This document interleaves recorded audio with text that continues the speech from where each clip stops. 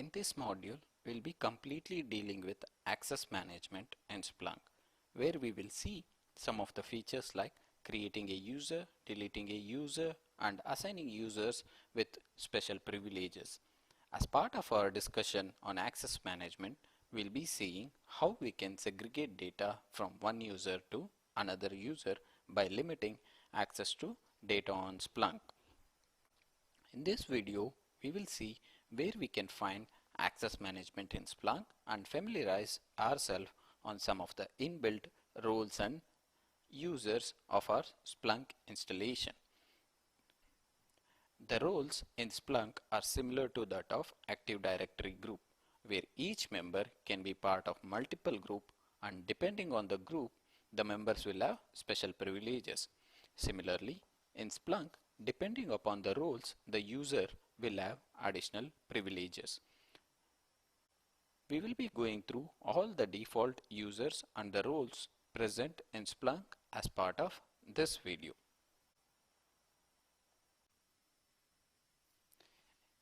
In order to create users or roles in Splunk, you need to visit Access Controls. To find Access Control, click on Settings. You'll be able to see Access Controls. Click on Access Controls.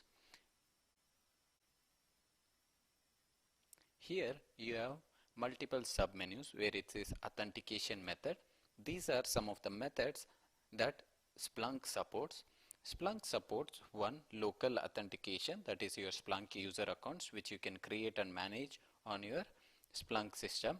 The second is the LDAP.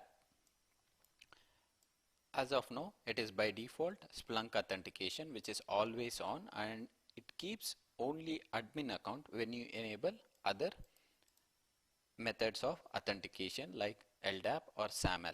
In this LDAP, it supports two-factor authentication, whereas in SAML, as of now, it doesn't support two-factor or multi-factor authentication.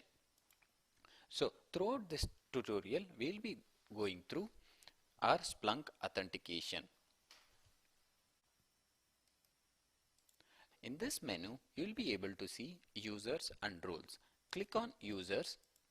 You'll be able to see all the users as of now configured on this Splunk instance to log in and search for the information.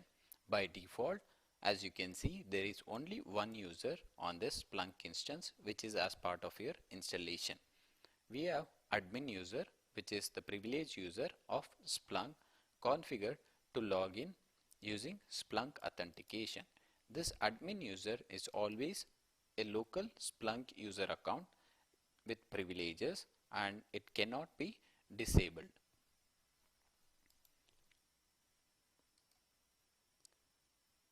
The next menu is the roles.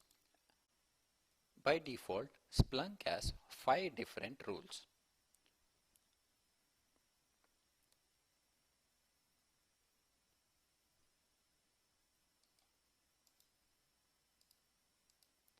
As part of our installation, we will get 5 different roles. You can add or customize any number of roles. These will be your baseline, and it's always recommended not to tamper or change any capabilities related to these users. So let's start one by one. The first user is your admin privilege. That is, this user account has the complete privilege except can delete. So the can delete role is only available whenever it is necessary to an admin user, or any other user can be assigned at the time of necessity, because can delete user as a privilege to delete logs from Splunk. That is, the user belonging to can delete role can easily wipe off or delete some of the events from appearing from your search results. The third one is power. The power user is used for creating knowledge objects and sharing knowledge objects. These power users are little bit higher end of user privilege and lower end of your admin privilege. So this is in middle of admin and user privilege. Admin is the highest privilege and the user is the least privilege, which has privileges of writing a search, fetching results, creating dashboard, reports and alert. He has all the basic functionalities, but this user privilege will not have any configuration changes or updating privileges on Splunk. And there is one more role, that is Splunk system role, which is used for running scheduled searches and other system related activities for the application to run feasibly.